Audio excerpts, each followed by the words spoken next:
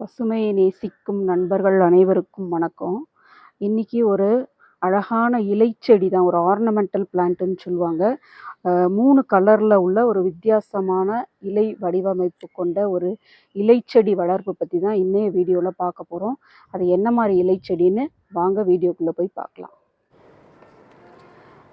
நான் இந்த காமிக்கிறேன் பார்த்தீங்களா, இந்த செடி இந்த க்ரீப்பர் மாதிரி போகுது பார்த்தீங்களா, இது ஒரு க்ரீப்பர் வகையை சார்ந்த செடி தான். ட்ரை கலர் பேஷன் வைன் சொல்லுவாங்க. இது ஒரு வைன் செடி தான். வைன்னா கொடி வகையை சார்ந்த செடி தான். இதோட நேட்டிவ் வந்து பெருன்னு சொல்லுவாங்க.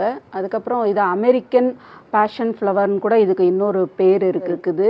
ஆக்கா டக் ஃபீட் பிளான்ட்டுன்னு சொல்லுவாங்க. இதோடைய இலை வடிவமைப்பு வந்து அந்த வாத்து காலோட ஒத்து போகிறதுனால இந்த டக் ஃபீட் பிளான்ட்டுன்னு காமனாக வந்து இது நர்சரிஸ்லாம் இதை வந்து வாத்துக்கால் செடி அப்படின்னு தான் சொல்கிறாங்க. இந்த வாத்துக்கால் செடியிலையுமே பூக்கள் பூக்கும். இந்த படத்தில் காமிச்சிருக்கேன் பார்த்தீங்களா, இந்த மாதிரி தான் இதோட பூக்கள் இருக்கும். இந்த செடியோட சயின்டிஃபிக் நேம் வந்து passiflora trifasiata அப்படின்னு சொல்லுவாங்க. அதில் வந்து 3 கலர் இருக்குது பாருங்கள். ஒரு பர்பிள் கலரு, ஒரு க்ரீன் கலரு, ஒரு ஒயிட் மிக்சிங். இந்த 3 கலரும் சேர்ந்ததுனால தான் இதுக்கு வந்து ட்ரை கலர் ஃபேசியேட்டான்ற பேர் வந்திருக்குது. இந்த செடியை வந்து நான் ஒரு 1/2 அடி நீளமுள்ள சின்ன செடியாக தான் வாங்கினேன். ஒரு இத்தினூண்டு தொட்டியில் தான் வச்சுருக்கேன் பாருங்கள். அது இப்போது நல்லா வளர்ந்து ஃபுல்லாக க்ரீப்பர் ஆயிடுச்சு, மேலே வரைக்கும் போயிடுச்சு. இதை வந்து இப்போ வந்து ரீபாட் பண்ணுற டைம் ஆயிடுச்சு. அதனால் இது வந்து இந்த செடியை வந்து எந்த மாதிரி மண் கலவையில் நடுறது, இதோட ப்ரொபகேஷன் என்ன அப்படின்றத தொடர்ந்து பார்க்கலாம். வாத்துக்கால் செடியை வந்து இந்த டக் ஃபீட் பிளான்ட்டை வந்து நடுறதுக்கு வந்து ஈக்குவல் ரேஷியோவில் மணல், மண், ஒரு பங்கு கொக்கோபீட், ஒரு பங்கு மென்யூர், 4மே ஈக்குவல் ரேஷியோவில் 25% எடுத்திருக்கேன். அது கூட கொஞ்சம் ஃபஞ்சிசைடு எடுத்திருக்கேன். இந்த வேரல்களை தடுக்கிறதுக்கு கொஞ்சம் ஃபஞ்சிசைடு. இது எல்லாத்தையுமே மிக்ஸ் பண்ணி அந்த மண் கலவையில் நட்டு வைக்கும்போது, ஏற்கனவே நான் அந்த மாதிரி ஒரு மண் கலவையில் தான் அந்த சின்ன செடியுமே வச்சுருந்தேன். அதுவே நல்லா வளர்ந்து வந்தது. இப்போ ரீபாட்டிங்குமே இந்த மாதிரி ஒரு மிக்சிங் தான் நான் ரெடி பண்ணி வைக்கிறேன்.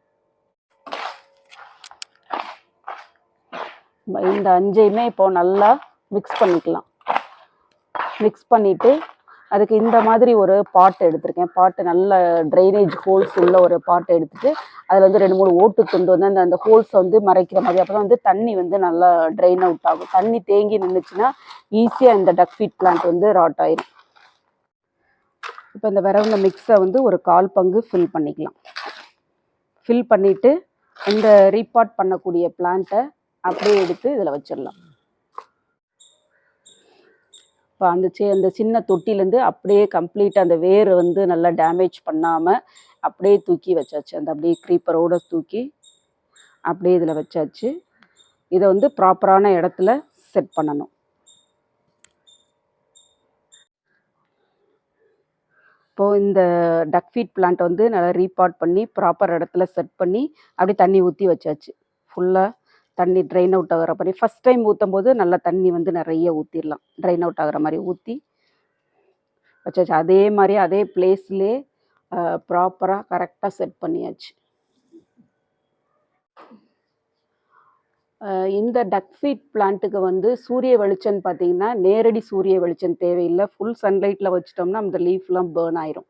அதனால் வந்து சூரிய வெளிச்சம் வேணும். காலையிலையோ இல்லை சாயங்கால வெயிலோ படுற இடத்துல வச்சா நல்லாவே வளருது. நான் வச்சுருக்க இந்த இடத்துல வந்து ஈவினிங் சன்லைட்டு ஒரு 2-3 மணி நேரம் உள்ள சன்லைட் வந்து ஒரு இன்டைரக்ட் சன்லைட்டு, நல்ல சன்லைட்டே கிடைக்குது. அதனால இந்த செடி வந்து நல்லா கலர்ஃபுல்லாகவே வளருது. இந்த செடிக்கு வந்து தண்ணீருமே வந்து செடி அந்த மண் இது வாடாதபடிக்கு, மண் வந்து உலராதபடிக்கு தண்ணி ஊற்றிடணும். தண்ணி ஊற்றலைன்னா, ஒரு நாள் ஊற்றலைன்னா கூட அப்படியே இலைகள்லாம் வாடி அப்படியே ட்ரூப் ஆகி தொங்கிடும். அதனால் வந்து கரெக்டு வாட்ரிங்கும், ஆனால் ஓவர் வாட்ரிங்கும் ஆகாது. அதனால் கரெக்டான வாட்ரிங், நல்ல ஒரு ப்ராப்பர் பிளேஸில் செட் பண்ணியாச்சுன்னா இந்த செடி வந்து ரொம்ப நல்லா வளருது. ஃபெர்டிலைசர் வந்து 2-3 months ஒன்ஸ் வந்து இந்த மாட்டுச்சாண உரம், காஞ்ச மாட்டுச்சாண உரம் ஒரு கைப்பிடி போட்டு விட்டாலே போதும். ஆர்கானிக் எதுவுமே தேவையில்லை. நான் ஆர்கானிக் தான் போட்டிருக்கேன். இன்ஆர்கானிக் தேவையில்லை. கெமிக்கல் ஃபெர்டிலைசர் வந்து இதுக்கு தேவையில்லை. இந்த டக்ஃபீட் பிளான்ட்டை வந்து ப்ரொபகேட் பண்ணுறது வந்து ரொம்ப ரொம்ப ஈஸி. அதுக்கு இந்த மாதிரி ஒரு 6 இன்ச் அளவுள்ள ஒரு கட்டிங்ஸ் எடுத்துகிட்டு ஒரு 45 டிகிரியில் கட் பண்ணிவிட்டு இந்த ஆலுவேராவில் டிப் பண்ணி இந்த மாதிரி இந்த மண்ணும் மணலும் கலந்த கலவை வச்சுருக்கேன். சாரி, மண் இல்லை, கொக்கோ பீட்டும் மணலும் கலந்த கலவையில் அப்படியே ஊனி வச்சிட வேண்டியதான். ஒரு குழி போட்டு அப்படியே ஊனி வச்சிட வேண்டியதான். லீஃப் வச்சும் ப்ரொபகேட் பண்ணலாம். இந்த மாதிரி லீவ்ஸ் இருக்குது பார்த்தீங்களா, இந்த மாதிரி லீவ்ஸையும் அப்படியே ஊனி வச்சாலுமே வளர்ந்துரும்னு சொல்கிறாங்க. ஆனால் இது நான் பண்ணதில்லை, இதை இப்போ ஃபஸ்ட் டைம் தான் இப்போ பண்ணி பார்க்குறேன். ஆனால் இது லீஃப் வந்து ப்ரொபகேட் ஆகி வளர்ந்து வர்றதுக்கு ரொம்ப லேட் ஆகும். அதனால் நம்ம வந்து இந்த மாதிரி ஸ்டெம் கட்டிங் தான் ப்ரொபகேஷனுக்கு வந்து ரொம்ப ரொம்ப பெஸ்ட்டு. இந்த லீவ்ஸு கட்டிங்ஸ்லாம் வச்சுட்டு லைட்டாக தண்ணி ஸ்ப்ரே பண்ணி விட்டால் போதும். இந்த மாதிரி பாட்டிலில் லைட்டாக அப்படியே நனைச்சி விட்டால் போதும். ஃபுல்லாக இது பண்ணக்கூடாது, அந்த ஹியூமிடிட்டி மட்டும் இருக்குமே. 2-3 டேஸ் ஒன்ஸ் வந்து இந்த மாதிரி லைட்டாக ஸ்ப்ரே பண்ணி விட்டுட்டு வச்சிட்டோம்னா 15 டேஸில் வந்து கண்டிப்பாக வேர் பிடிச்சி வளர்ந்துரும். இதை வந்து இப்போ ஒரு நிழல் பாங்கான இடத்துல எடுத்து வச்சிடணும். இந்த டக்ஃபீட் பிளான்ட்டுக்கு வந்து பெஸ்ட் அட்டாக்னு எதுவுமே வந்ததில்லை. பெஸ்ட் அட்டாக் வந்து அப்படியே வந்தால் வந்து வேப்பெண்ணெய் கரைசல் மட்டும் போதும். இதுக்கு வந்து இப்போ வரைக்கும் என்னோடய செடி இப்போ வாங்கி ஒரு 4-5 மாதம் ஆயிடுச்சு. ஆனால் இப்போ வரைக்கும் பெஸ்ட் அட்டாக் எதுவும் வரல. பெருசாக அட்டாக் ஆகாதுன்னு நினைக்கிறேன்.